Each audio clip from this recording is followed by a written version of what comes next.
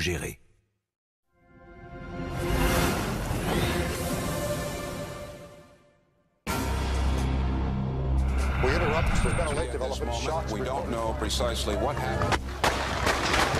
On lui avait tiré dessus. On avait tiré sur le président. Je le voyais dans mon viseur et je le vois encore. La balle se loge à 1 millimètre de son cœur. Il était à 2 doigts de mourir. Qui est le tireur? Il m'a dit, si vous savez ça, vous savez tout. Un mobile plus qu'étrange. Pour lui, cette relation était bien réelle. C'était vraiment quelqu'un de très perturbé dans sa tête. Pourtant, son acte restera dans l'histoire comme l'attentat qui a failli tuer Ronald Reagan.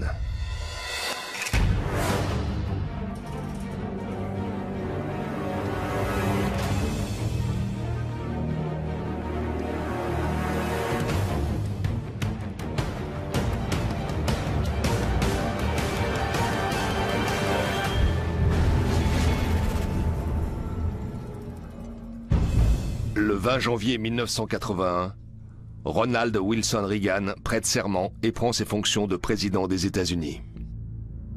I, Ronald Reagan, do solemnly swear. Comme pour tous ses prédécesseurs, son emploi du temps est très chargé lors des premiers mois de sa présidence. C'est son 70e jour. Ça ne va pas bien. Sa cote de popularité est au plus bas. Aucun autre président n'a jamais connu ça en début de mandat. On est lundi et Reagan a un rendez-vous très important. Il doit faire un discours devant la Fédération américaine du travail. Il est 14 h, il fait beau. La délégation présidentielle vient juste d'arriver devant le Hilton de Washington. Ça, c'est l'entrée pour les personnalités. Lorsque Reagan arrive à 14 h, il entre par là.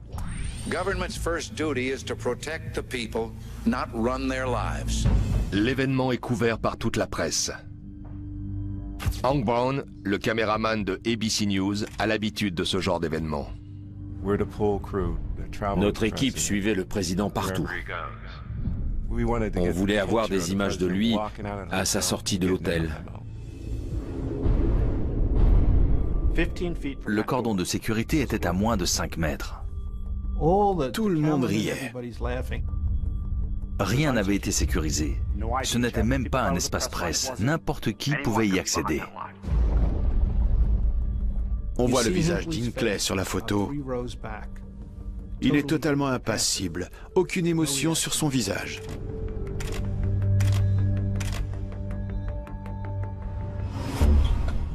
J'avais ma caméra braquée vers la porte d'où devait sortir le président. Je revois encore la scène à travers mon viseur. Reagan marche vers la limousine, les agents des services secrets l'encerclent. John W. Hinckley Jr. est à peine à 5 mètres de lui. Il sort son revolver calibre 22.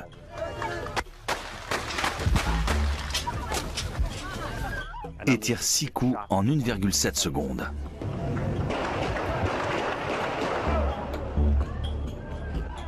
Une seconde et 7 dixièmes, c'est exactement le temps qu'il faut pour le dire. La première balle atteint James Brady, le secrétaire de presse, à la tête. Sur cette photo, on voit Brady entre Reagan et Jerry Parr des services secrets. La deuxième balle atteint Tom Delahanty, un policier de DC, dans le dos.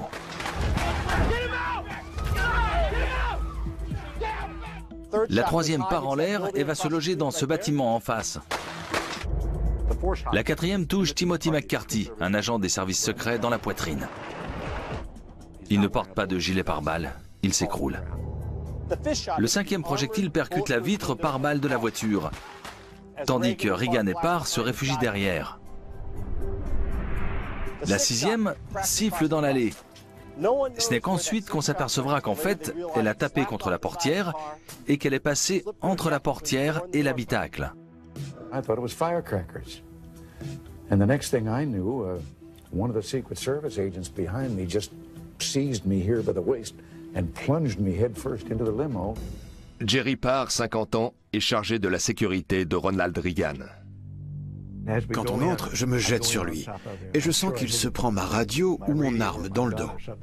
And I said, Jerry, get off, I think you've broken a rib of mine. Jerry Parr lève la tête et regarde par la vitre. Il voit 3 hommes au sol. Il y a un impact de balle dans la vitre. Il comprend ce qui se passe et que la limousine n'est pas sécurisée.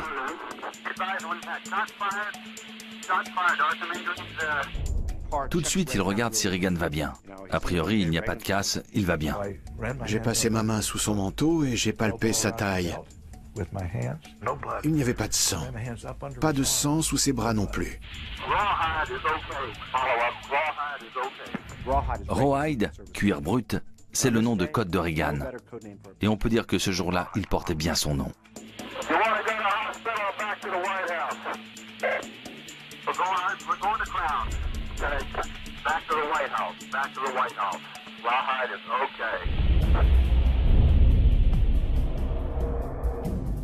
We interrupt. There's been a late development. Shots reported fired outside the hotel where President Reagan spoke a short while ago. Here's Bernard Shaw in our Washington bureau.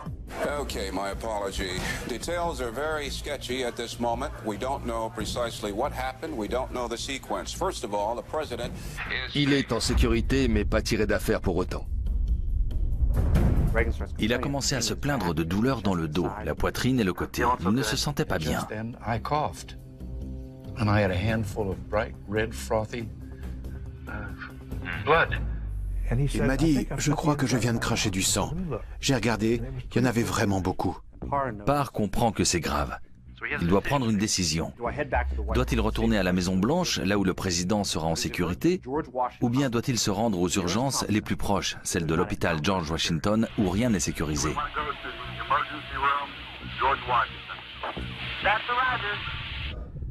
À ce moment-là, la vie de Ronald Reagan ne tient qu'à un fil. Il est à 2 doigts de mourir. Vraiment.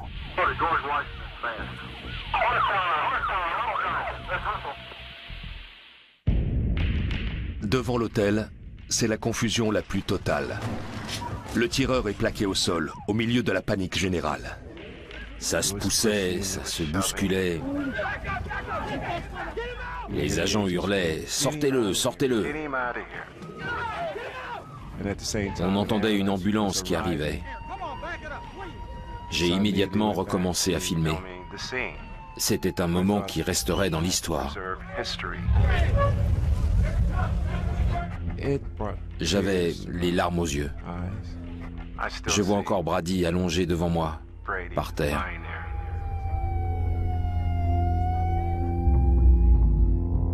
Je pense encore à Delahanty. Je vois son visage. Je me souviens comment McCarthy a été littéralement soulevé et projeté au sol par la force de la balle.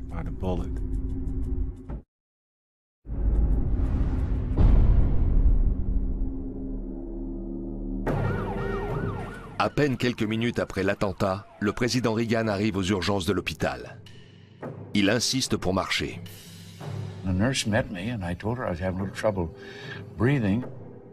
Le président était sur le point de s'enfoncer, comme on dit dans notre jargon. The next thing I knew then, when my knees began to turn to rubber, and I wound up on a gurney. S'il était rentré à la Maison-Blanche, le temps de le sortir de la voiture, de l'examiner, de se rendre compte de son état, ensuite de le remettre dans la voiture et de le ramener ici, ça aurait pris au moins un quart d'heure. Il serait mort. L'infirmière essaie de prendre sa tension. Elle n'y arrive pas. Elle ne sent pas son pouls. Il est au plus mal. Et là, elle se dit, le président des États-Unis est en train de mourir. Il était vraiment à 2 doigts de ne pas s'en sortir. The shot that got me caromed off the side of the limousine and hit me while I was diving into the car. And it hit me back here under the arm and then hit a rib. And that's what caused an extreme pain. And then it tumbled, it turned instead of edgewise and went tumbling down to within an inch of my heart. Nancy Reagan est au solarium lorsqu'elle apprend la nouvelle. George Opfer, who was head of my detail, he said, "There's been a shooting, but don't worry. The president's all right."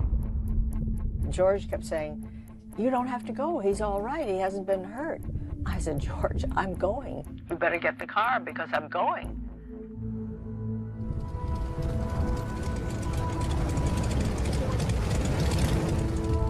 Quand elle arrive aux urgences, son mari lui dit « Chérie, j'ai oublié de me baisser ». Tandis qu'on le prépare pour entrer au bloc, Reagan se montre affable et plaisante même avec les médecins. Il m'a regardé et m'a dit « J'espère que vous êtes républicain ». Or, tout le monde sait que je suis démocrate. Je lui ai répondu « Aujourd'hui, nous sommes tous républicains ». L'équipe chirurgicale est dirigée par le docteur Benjamin Aaron. Le chirurgien est obligé de fouiller dans la poitrine de Reagan pour retrouver le fragment de balle, en sachant que s'il glisse sur une artère, le président mourra. Le docteur David Adelberg plonge alors la main dans la poitrine du président, prend doucement son cœur battant et le tient. À ce moment-là, sa vie était littéralement entre les mains de ce jeune interne en chirurgie de 31 ans. Pendant ce temps, la police interroge le suspect John W. Hinckley, originaire d'Evergreen dans le Colorado. Il a immédiatement reconnu les faits, sans aucune difficulté. Le FBI et les services secrets se posent deux questions. Quel est son mobile et a-t-il agi seul? Il leur a répondu « Vous comprendrez quand vous verrez ma chambre ». According to sources, John Hinckley Jr., the accused gunman, may have tried to kill Mr. Reagan because of an infatuation with a young actress.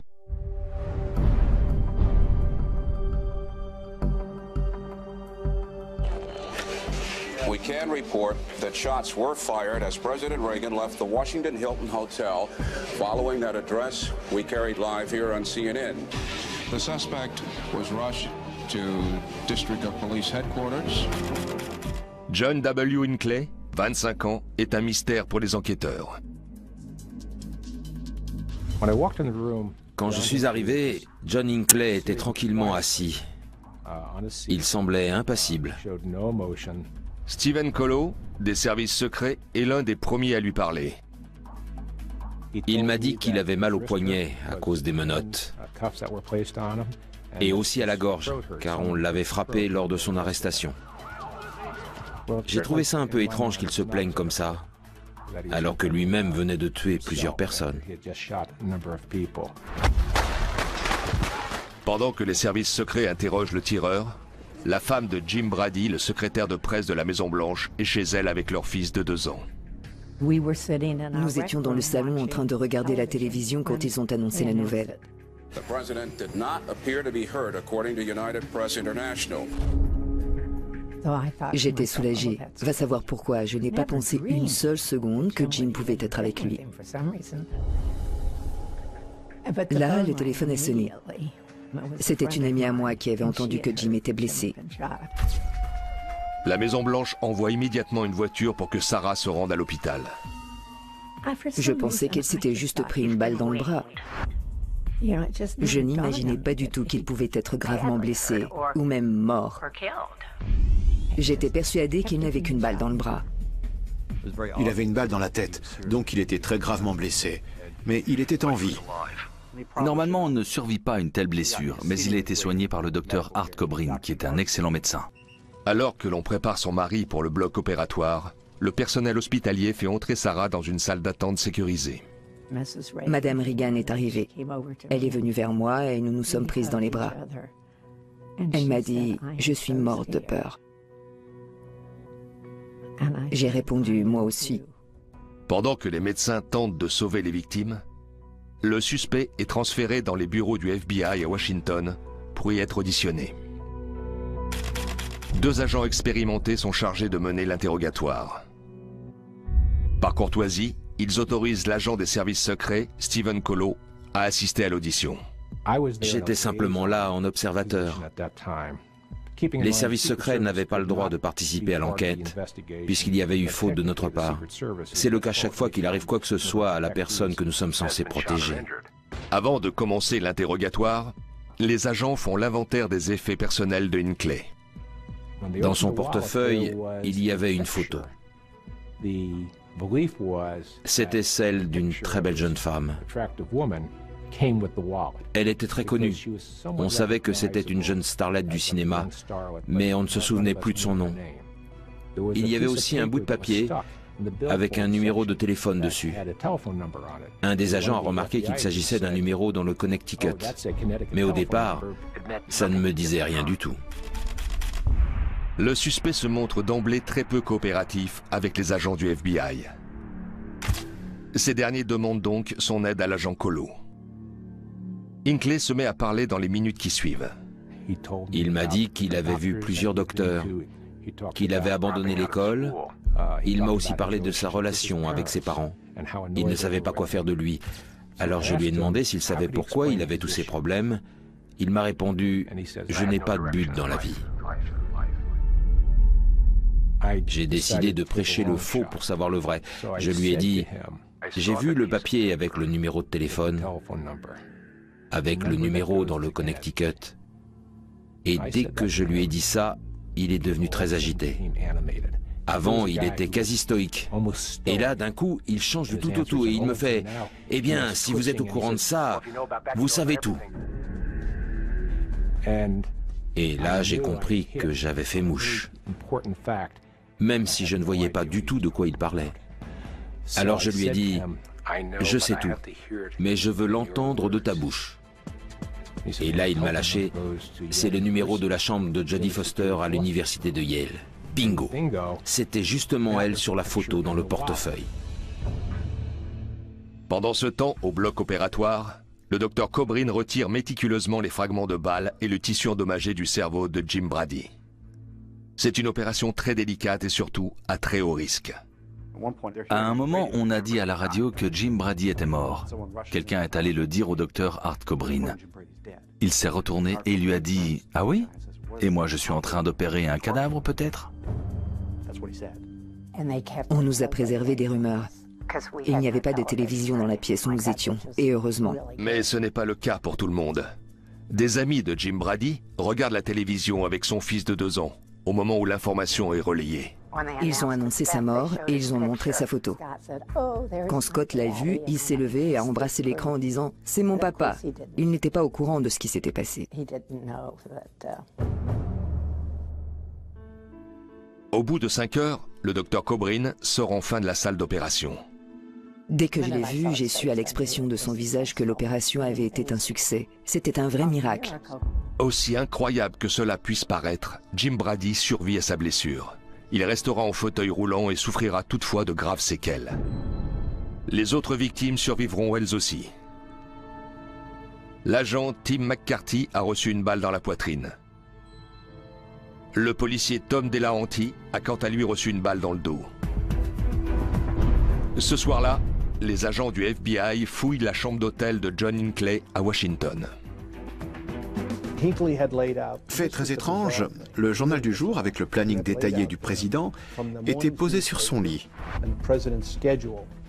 Et juste à côté, il y avait une lettre qu'il avait écrite à Jodie Foster. Dans cette lettre, Hinckley écrit « C'est pour ton bien que je fais tout ça, Jodie. Je te demande de m'ouvrir ton cœur et de m'offrir une chance de gagner ton respect et ton amour par ce geste héroïque. Je t'aime pour toujours. Signé John Hinckley. » Quand on a lu la lettre, on a tout compris. Cela a confirmé qu'il avait bel et bien agi seul, dans l'unique but d'impressionner cette actrice. On aurait pu comprendre qu'il le fasse pour des raisons politiques.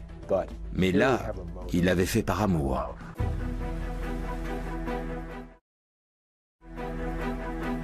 President Reagan had just delivered a fairly well-received speech at the Hilton Washington Hotel. Then shots. Dans les 24 heures qui suivent la tentative d'assassinat contre le président, le FBI et les services secrets épluchent le passé de John Hinckley Jr. Nos recherches nous ont menés à travers tout le pays. On a littéralement décortiqué le moindre de ses faits et gestes. On a examiné tous ses reçus de cartes bancaires, toutes les dépenses qu'il avait faites. On voulait retracer son emploi du temps, savoir ce qu'il avait fait et où il avait été. La vie du jeune homme se résume à une longue suite de mensonges et à un perpétuel double jeu. Il a grandi dans la banlieue de Dallas, au Texas, et a vécu une enfance en apparence sans histoire. Enfant, il était sportif et avait de bonnes notes à l'école. Mais en grandissant, il se referme sur lui-même. Ses parents assimilent d'abord cela à de la timidité. From the time Hinckley graduated from this high school, Highland Park, in the Dallas area in 1973, until his arrest, there was also a personality change. He had become quieter, more introverted, somewhat of a recluse. En 1973, il emménage avec ses parents à Evergreen dans le Colorado. Ils espèrent qu'il ira à l'université. C'est effectivement le cas. Il suit en dilettante pendant quelques années des cours à la Texas Tech sans jamais obtenir de diplôme. Il passe le plus clair de son temps seul dans sa chambre, à écrire des poèmes tristes et à jouer de la guitare.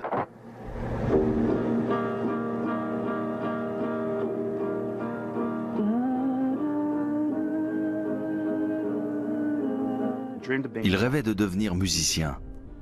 Un été, il est parti à Los Angeles en faisant croire qu'il allait là-bas pour signer avec des maisons de disques. Il avait une vision grandiose de lui-même. Il était persuadé d'être un musicien et un compositeur bourré de talent. En réalité, il ne faisait absolument rien. Il restait chez lui à regarder la télé. Il était un peu une âme perdue, si vous voulez. Il est allé à Hollywood en espérant réussir, mais il a fini tout seul dans une chambre d'hôtel. Et il est allé voir le film Taxi Driver encore et encore. Les enquêteurs découvrent que le film Taxi Driver a eu une influence majeure sur Hinckley. À tel point qu'il va jusqu'à adopter la personnalité du personnage principal, incarné par Robert De Niro. Hinckley devient alors Travis Bickle, un vétéran du Vietnam très perturbé. Comme lui, il s'habille en treillis. Comme lui, il se met à boire du brandy à la pêche. Et comme lui, il est obsédé par les armes à feu et nourrit des envies de meurtre. Taxi Driver est un film très violent et il l'a vu 15 fois. C'est de là qu'est née son obsession pour Jodie Foster. La jeune actrice y joue le rôle d'une jeune prostituée de 12 ans, Iris. Il était persuadé que sa relation avec elle était bel et bien réelle et qu'il ne s'agissait pas d'un film. En gros, il était complètement tordu. Pendant que le FBI continue son enquête, Ronald Reagan se remet doucement de son opération. Le siège du gouvernement a été transféré à l'hôpital George Washington le temps de sa convalescence. La Maison-Blanche suit le président. Il avait déplacé tout le bureau là-bas, y compris le personnel. Toutes les décisions étaent prises depuis l'hôpital. C'était complètement fou.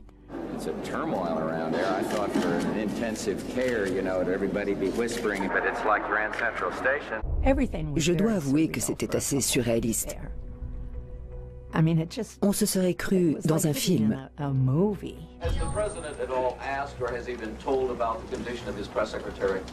He is not aware of the number of the other people who were shot and injured at this time. Reagan apprendra que quelques jours après son opération que l'agent Delahanty, l'agent McCarthy et le secrétaire de presse Jim Brady ont été blessés. Il m'a fait venir et m'a dit qu'il était désolé. Je lui ai répondu que Jim aimait son métier par-dessus tout. J'ai essayé de le rassurer du mieux que j'ai pu, mais il était bouleversé. Reagan tient également à rencontrer l'agent des services secrets qui l'a protégé, Tim McCarthy.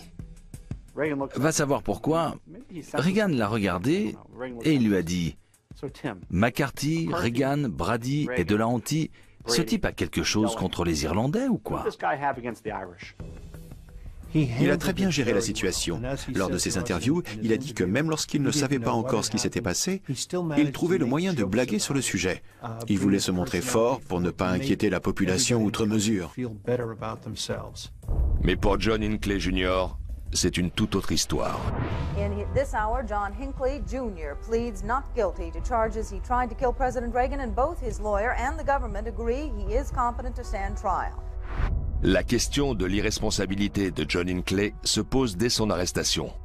Un argument qui va rapidement devenir le cheval de bataille de l'accusation et de la défense. Hinckley stood while the clerk read the 13-count indictment. Among the spectators were Hinckley's parents. They watched intently as the clerk asked their son, "How do you plead?" In a clear, loud voice, the 26-year-old Hinckley answered, "Not guilty." Le personnage de Hinckley est à la fois très intéressant et à la fois tristement banal. Il n'y avait pas grand-chose à en tirer. Impossible d'entrer en contact avec lui. Il n'exprimait pratiquement aucune émotion. Le docteur Will Carpenter, un psychiatre de l'Université du Maryland, est nommé comme expert par la défense. J'ai dû passer 44 heures à l'observer pour évaluer son état. La plupart du temps, je lui posais des questions. Il était très centré sur lui-même, sans pour autant être narcissique. C'était plus un solitaire à qui il n'arrivait pas grand-chose. Il avait la folie des grandeurs et des idées délirantes. Il s'était carrément inventé une petite amie pendant 1 an. Elle n'a jamais existé. Pour lui, à certains moments, elle était bel et bien réelle, mais c'était surtout pour manipuler ses parents et pouvoir faire tranquillement ce qu'il voulait sans qu'il ne s'en mêle. Au cours de l'été 80, Hinckley lit un article sur Jodie Foster. Il y apprend que la jeune actrice de 18 ans met sa carrière entre parenthèses pour aller à Yale. Hinckley informe alors ses parents qu'il veut reprendre ses études. Pas à Texas Tech, mais à Yale. Il invente une histoire et raconte à ses parents qu'il va là-bas pour suivre un cours d'écriture, sauf que cette UV n'existe pas. Sur place, il passe tout son temps à espionner Jodie Foster. Il trouve son adresse, il glisse des mots sous sa porte, il l'appelle et il enregistre tout.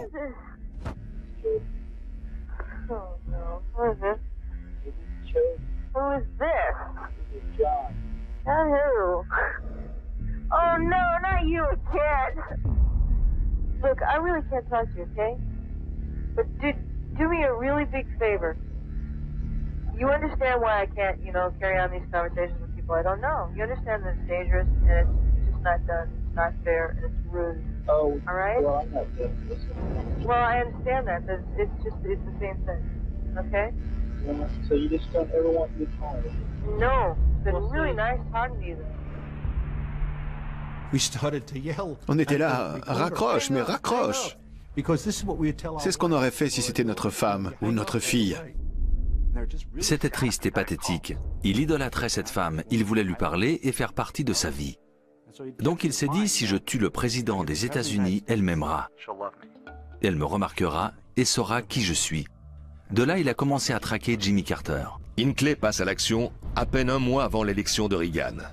À ce moment-là, Carter et lui sont en pleine campagne électorale. En octobre 80, John Hinckley parvient à approcher Jimmy Carter lors d'un meeting à Dayton, dans l'Ohio. 1 semaine plus tard, il continue sa traque et le suit à Nashville, dans le Tennessee. Lorsqu'il repart, la police des airs découvre plusieurs armes dans ses bagages. Il a été arrêté. Il n'avait jamais été fiché pour détention d'armes. Du coup, l'information n'avait jamais été transmise au service secret. Ils lui ont confisqué les armes, il a payé une amende, et c'est tout. Quelques jours plus tard, Hinckley se rend à Dallas où vit sa sœur. Sur place, il achète d'autres armes. Il achète 2 revolvers pour 98 $. Il utilisera l'un d'eux pour tirer sur le président Reagan. À l'époque, il les a achetés de façon tout à fait légale. Le calibre 22 est un revolver très léger. Il est allé s'entraîner. Il a pris des cours de tir, où il s'est entraîné tout seul. Il s'est énormément entraîné sur cible, vraiment beaucoup. Il n'avait jamais tiré sur une cible en mouvement, et Jerry Parr était en train de pousser le président. Le 8 décembre 1980, le monde de Hinckley s'effondre lorsqu'il apprend la terrible nouvelle en provenance de New York. The news ripped through the air in shockwaves. John Lennon shot and killed in the Dakota apartment building where he lived. The suspect is identified as Mark David Chapman. Il adulait Lennon. Il passe la soirée du réveillon enfermé dans sa chambre chez ses parents, à boire du brandy à la pêche et à jouer de la guitare en ressassant sa peine.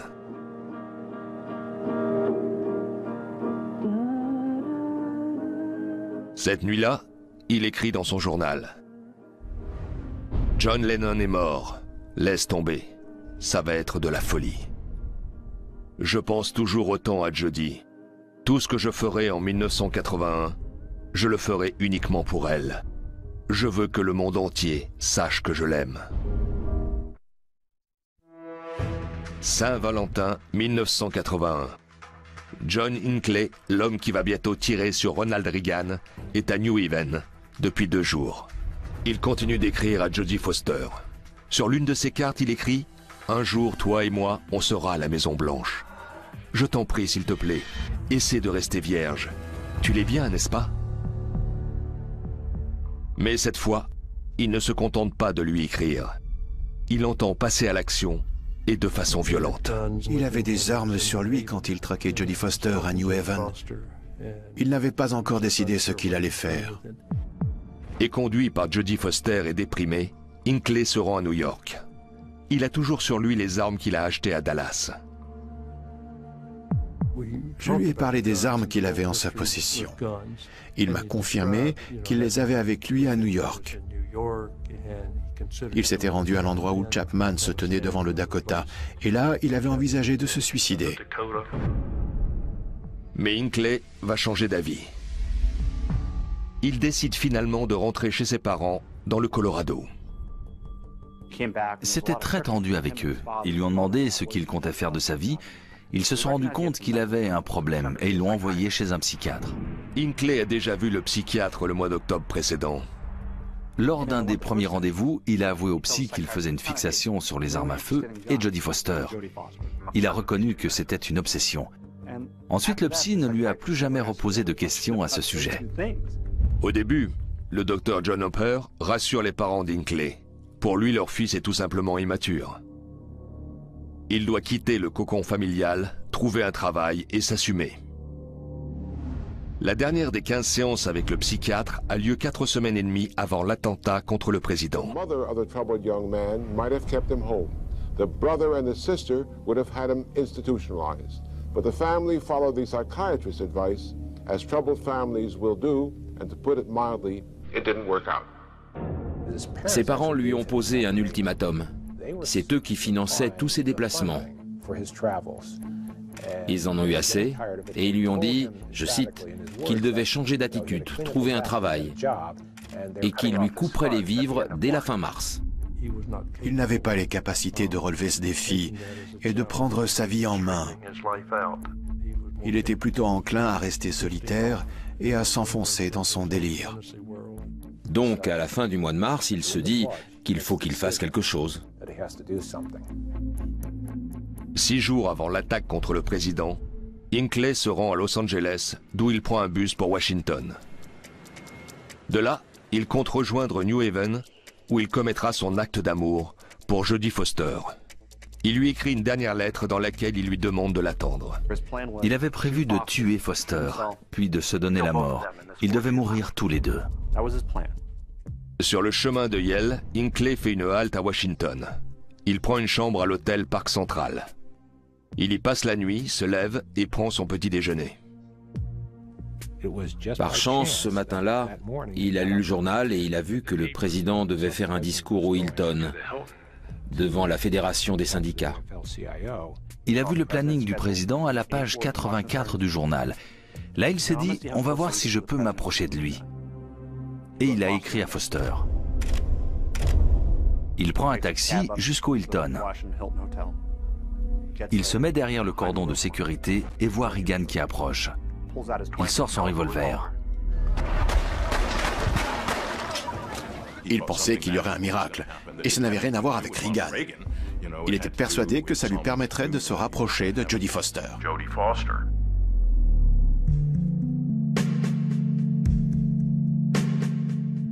Au printemps 1982, un an après l'attentat, les 4 victimes reprennent peu à peu une vie normale. La convalescence de Jim Brady est longue et difficile. La partie gauche de son corps reste paralysée, mais il a retrouvé ses facultés cognitives et son sens de l'humour. L'agent Tim McCarthy se remettra totalement de ses blessures et reprendra son poste au service secret. L'agent Tom Delahanty de la police de Washington gardera des séquelles et sera obligé de prendre sa retraite. Le président Reagan se remettra très vite malgré son âge, ce qui surprendra ses médecins, mais aussi le pays tout entier. Quant à John Hinckley Jr., sa vie est étalée dans la presse à scandale. About his alleged assailant, Mr. Reagan said, "I hope and pray he can find an answer to his problem." Said the president, "He seems to be a very disturbed young man." Même Jim Brady fait preuve de compassion envers lui. Il ne lui en voulait pas. Il n'avait aucune rancœur contre lui. Mais il ne lui souhaitait pas de gagner à la loterie non plus. Le mobile d'Hinckley est tout bonnement surréaliste. Ça n'avait rien de politique. Il a fait ça pour gagner la reconnaissance qu'il pensait mériter. À la surprise générale, le juge convoque Jodie Foster à la barre des témoins. Elle témoigne le 30 mars 1982, à la date anniversaire de l'attentat. Sur ordre de la cour, Hinckley assiste à l'audience. Lorsque la jeune femme dément toute relation avec lui, il devient fou. Les policiers doivent le maîtriser et le sortir de la salle. I receive a great deal of unsolicited mail, but I seldom read it. I've never met, spoken to, or in any way associated with one John W. Hinckley. Last fall, I received several pieces of unsolicited correspondence signed John W. Hinckley or JWH, and I threw them all away.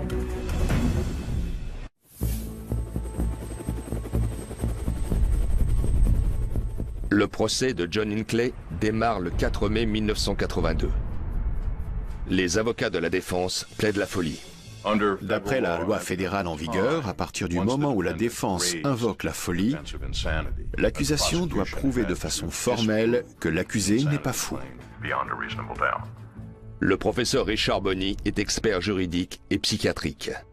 Son ouvrage au sujet du procès Hinckley est aujourd'hui considéré comme une référence. Du point de vue de l'accusation, le diagnostic était que le sujet souffrait d'un trouble de la personnalité narcissique, axé sur Jodie Foster. Ce qu'il voulait, c'était devenir célèbre. Mais il savait très bien ce qu'il faisait. Alors que du point de vue de la défense, il souffrait de troubles schizophréniques.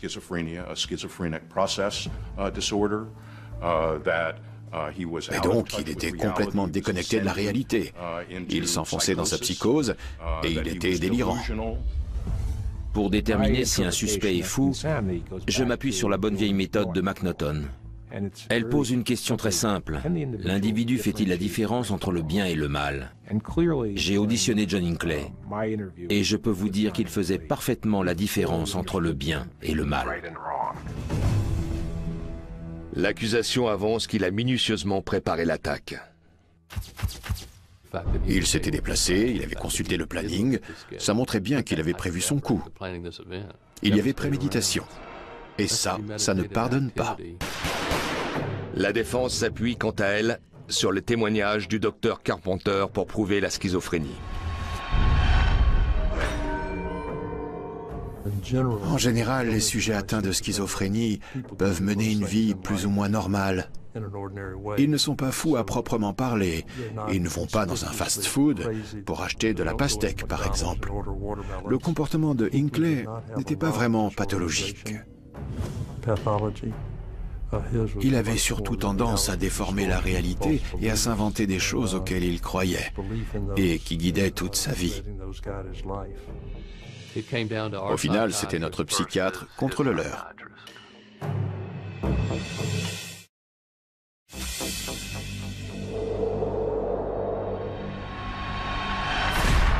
John W. Hinckley Jr. has been found not guilty by reason of insanity on all 13 counts. Je ne m'attendais pas à ça. Je pense que personne ne s'attendait à un tel verdict. Les jurés ont probablement fait ce choix parce que l'accusation rejetait totalement l'idée de la maladie mentale. This was a case in which there was much evidence in Hinckley's own hand, in his writings, in his poetry, in his essays, to suggest that he was, in fact, degenerating into a psychotic killer by the time March of 1981 rolled around.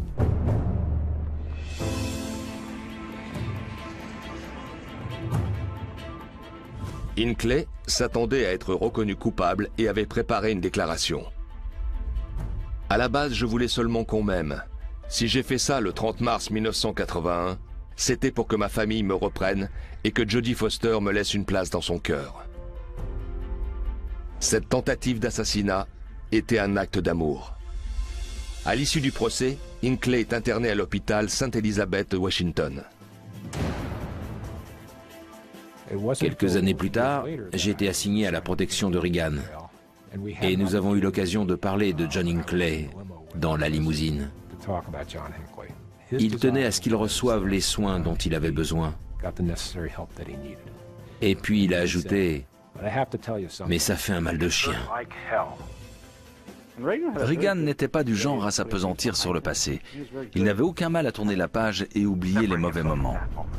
Ça ne lui posait aucun problème. Nancy, elle, a eu plus de mal. Elle s'inquiétait chaque fois qu'il était question de relâcher John Hinckley. Elle venait me voir et me disait « Steve, faites ce qu'il faut pour qu'il n'arrive rien ».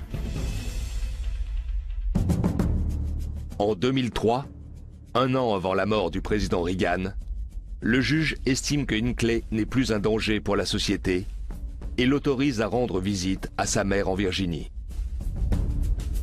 À ce jour, il est toujours surveillé par les services secrets. Toute sa vie est passée au crible, son emploi du temps, ses fréquentations et même ses lectures. Est-il encore un danger? Est-ce qu'il recommencera? Il n'a jamais donné l'impression d'éprouver le moindre remords, et je ne pense pas qu'il en soit capable. C'est un malade mental.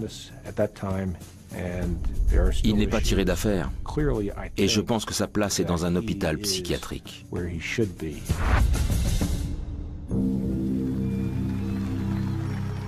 Dans les années qui suivent l'attentat, la cote de popularité de Ronald Reagan monte en flèche. Mr. Gorbachev, tear down this wall. Il devient l'un des présidents les plus populaires des États-Unis. Au cours de son second mandat, Jim et Sarah Brady militent activement pour une loi en faveur du contrôle des armes à feu. Leurs efforts sont récompensés en 1993 avec la signature du Brady Handgun Violence Prevention Act. Cette loi impose le contrôle du casier judiciaire lorsqu'un particulier souhaite acheter des armes à feu. Malheureusement, cette loi n'existait pas du temps de John Hinckley.